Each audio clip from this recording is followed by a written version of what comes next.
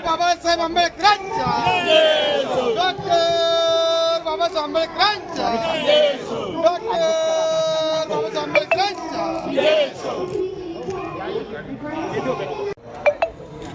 मुकुंद सत्तर महामानव डॉक्टर बाबासाहेब आंबेडकरांचा महामानव डॉक्टर बाबासाहेब आंबेडकरांचा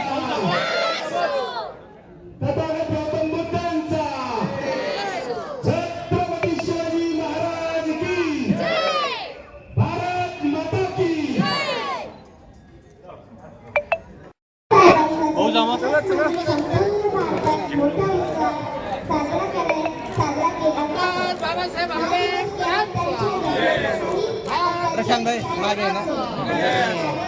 छत्रपती शिवाजी महाराजांचा छत्रपती शाहू महाराजांचा जब तक सूरज चांद रहेगा। मी आपल्या सगळ्यांना खूप खूप या ठिकाणी डॉक्टर बाबासाहेब आंबेडकर यांच्या जयंतीच्या निमित्ताने शुभेच्छा देतो। लाखो कुळ उद्धार झाली भीमराया तुझ्या जन्मामुळे असं म्हणायला काही हरकत नाही, कारण की आज जे गुलाबराव पाटील माईकवर बोलतोय ती बाबासाहेबांचीच पुण्याई आहे की ज्यांच्या आशीर्वादामुळे माझ्यासारखा सर्वसाधारण माणूस या राज्यामध्ये मंत्री होऊ शकला। बाबासाहेबांनी काम करत असताना सगळ्या समाजांकरता काम केलं आणि ते करत असताना हिंदू कडवड असेल किंवा दलित शोषित पीडित वर्ग असेल यांच्याकरता घटना लिहित असताना सगळ्यांना सामावून घेण्याचा प्रयत्न केला। पण आपण सध्या बघतोय की एकच गदारोळ या देशामध्ये सगळ्यांना ऐकायला मिळतो की घटना बदलली जाणार आहे, घटना बदलली जाणार आहे। पण जोपर्यंत सूर्य चंद्र तारे आहेत तोपर्यंत कोणा माईच्या लालची हिंमत नाही की तो आपली घटना बदलवू शकतो। जोपर्यंत डॉक्टर बाबासाहेब आंबेडकरांची घटना या देशामध्ये अंमलात आहे ती राहणार। त्यामुळे निश्चितपणाने आपण सगळ्या जणांनी आज एकच शपथ घेतली पाहिजे की 14 एप्रिल फक्त हा एकच दिवस न मनवता बाबासाहेबांनी जे आपल्याला सांगितलं आहे की पुस्तके मस्तकात गेल्याशिवाय माणूस गुरगुरत नाही, त्याचप्रमाणे त्यांच्या पावलावर पाऊल विचाराच्या पावलावर जर आपण चाललात तर मला तरी असं वाटतं की जे मुलं आपली शिक्षित झाली पाहिजे, मुली शिक्षित झाल्या पाहिजे, ते त्यांचं स्वप्न होतं। ते स्वप्न साकार करण्यासाठी शासनाचे जरी विविध योजना असल्या तरी समाजातील जे आपण घटक आहोत जे आज आपल्याला वेगळ्या वेगळ्या मार्गाने मदत करण्याची मानसिकता ठेवतात त्यांच्या माध्यमातून आपण सगळ्यांना या ठिकाणी मदत केली पाहिजे।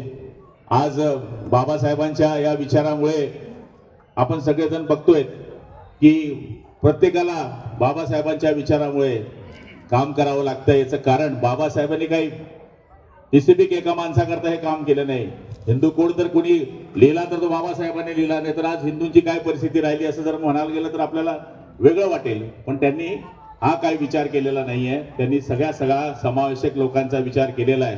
फक्त एकच विनंती असते समाजामध्ये, मागच्या काळामध्ये काही लोकांनी अन्याय केला ही वास्तविकता आहे, पण आताच्या जमान्यामध्ये ती परिस्थिती राहिलेली नाही ताई।